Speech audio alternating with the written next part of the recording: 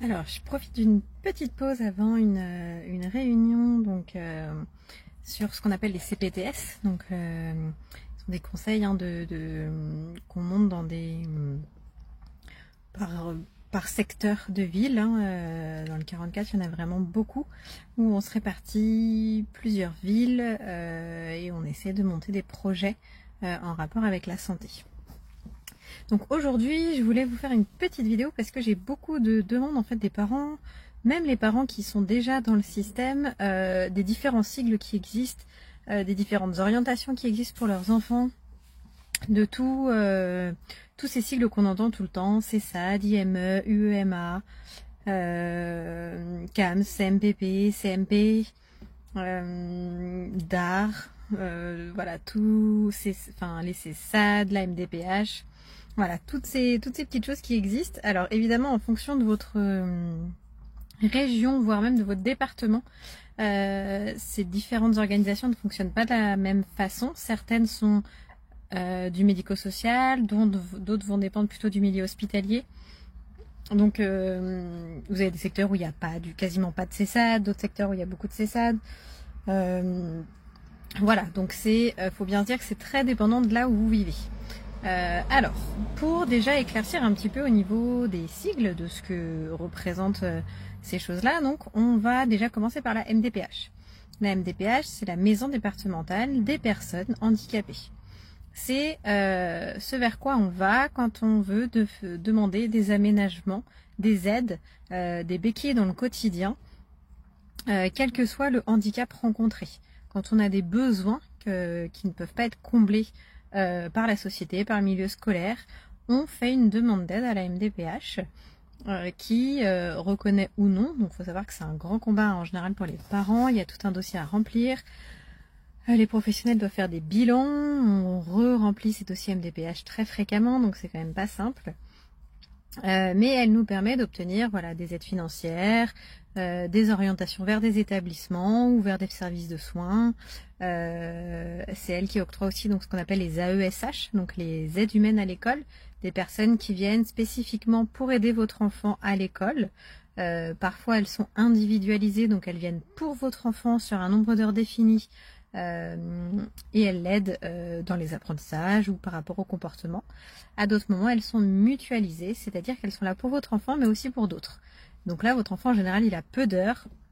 On a un peu de mal à savoir exactement comment s'égoupiller, puisque c'est l'école qui va gérer un petit peu, qui va faire à sa sauce. Mais voilà, elle est censée être là pour au moins pallier à certaines difficultés de votre enfant sur le temps scolaire. Ensuite, on va avoir tout ce qui concerne les orientations, les milieux de soins. Donc dans les milieux de soins, vous avez les CAMS CMPP par exemple, donc Centre d'action médico-sociale précoce, et les CMPP, Centres médico-psychopédagogiques, ça doit être quelque chose comme ça. Ils sont normalement aujourd'hui tous censés être formés au repérage, au diagnostic des différents TND, ce qui n'est pas le cas en pratique bien sûr. Donc cette vidéo elle n'a pas pour but de taper sur les doigts des différents organismes, que comme je vous l'ai déjà dit, il y en a qui sont très très bien. Alors je sais que j'ai des collègues qui supportent pas cette idée de oui il y en a des biens, mais vu tout ce qu'il y a de pas bien c'est quand même compliqué, etc. etc. Enfin, alors oui, certes, mais c'est la même chose en libéral. Vous avez des professionnels qui sont très bons et des professionnels qui sont très mauvais. Malheureusement, c'est la même chose pour les CAMS, CMPP, les CESAD, les services de soins, etc. Donc ce qui est important, c'est vraiment de savoir comment fonctionne celui qui est proche de chez vous et comment fonctionnent les professionnels à l'intérieur de ce centre-là. Donc dans les CAMS, CMPP, il n'y a pas besoin de notification MDPH. On y va... de 0 à 6 ans pour les CAMS et de 6 à 18 pour les CMPP.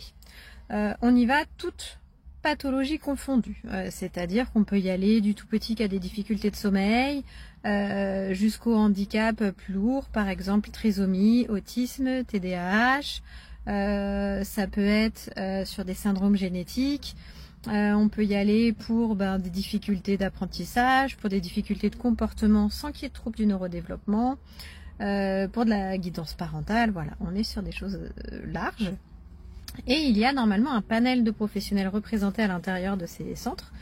Donc vous avez, alors en fonction de l'orientation du CAM-CMPP, et en fonction, là je dis CAM-CMPP parce que dans ma région les deux sont souvent ensemble, mais parfois vous avez le CAMS tout seul et le CMPP tout seul.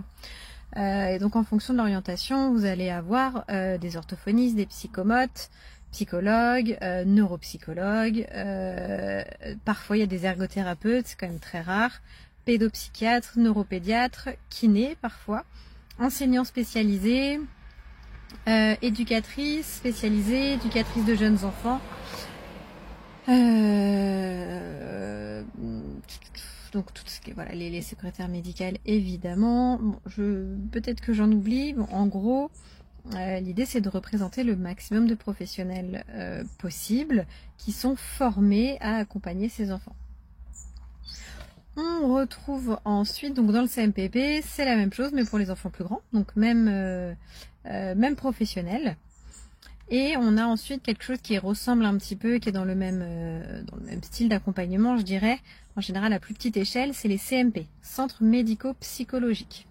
Donc pareil, pas besoin d'orientation MDPH, on peut y aller en appelant en tant que parent, pas besoin d'orientation médicale non plus, même si aujourd'hui en fonction des listes d'attente, on sent bien que quand il y a une orientation du médecin ou d'un professionnel extérieur, ça va plus vite. La différence, c'est que dans les CMP, ce sont des centres médico-psychologiques, donc on n'a pas toute cette partie pédagogique. On n'a pas d'enseignants spécialisés, on n'a pas de directeur lié à l'éducation nationale, par exemple. Voilà, on est vraiment sur une branche spécifique, vraiment très centrée sur le psychologique, avec pédopsychiatre, orthophoniste, psychomotricienne en général. Assistante sociale, j'ai oublié l'assistante sociale dans le CAM-CMPP qui est très importante. Donc, et pareil pour les CMP, parfois il y a une assistante sociale. Voilà à peu près donc pour les centres. Je sais qu'il y en a d'autres qui existent, par exemple, donc en fonction des régions, vous allez avoir chez nous il y a le CAP, donc centre d'accompagnement pour les parents tout petits. Donc on est pour des accompagnements spécifiques mais qui ressemblent au CAMS ou au CMP, mais pour les moins de 3 ans. On va avoir les CMP ados, donc spécifiquement pour les adolescents. On va avoir les CATTP qui sont... alors là, je les connais moins bien, moi je travaille moins avec les ados, mais en tout cas c'est un centre spécifique pour les adolescents. On a la MDR, la maison des adolescents. Donc voilà, tout ça, ce sont des services auxquels vous pouvez aller de votre plein, par choix, en appelant directement le secrétariat sans être orienté par la MDPH. Je vais m'arrêter là parce que ça fait déjà 8 minutes pour parler des CAM, CMDP, CMB et de la MDPH. Et dans une prochaine vidéo, on parlera donc de tout ce qui est vraiment plutôt sur orientation MDPH, donc les CESAD, les IME, les UEMA, les DAR, les ULIS, ce genre de choses. Si vous avez en tête d'autres établissements dont je n'aurais pas parlé, auxquels on peut avoir accès sans dossier MDPH, n'hésitez pas à le rajouter pour aider les parents qui savent pas trop où s'adresser en premier lieu. Donc là, je parle de tout ce qui est remboursé par la Sécu, qui est pris en charge par la Sécu. Donc on est vraiment hors professionnel en libéral. Donc bien sûr, il y a aussi le CCAS, ce genre de choses, d'accord. Il y a les EPE aussi, donc tout ce qui est école des parents et des éducateurs. Donc on y va notamment autour de guidance parentale pour des petits, pour des choses à la maison qui sont compliquées.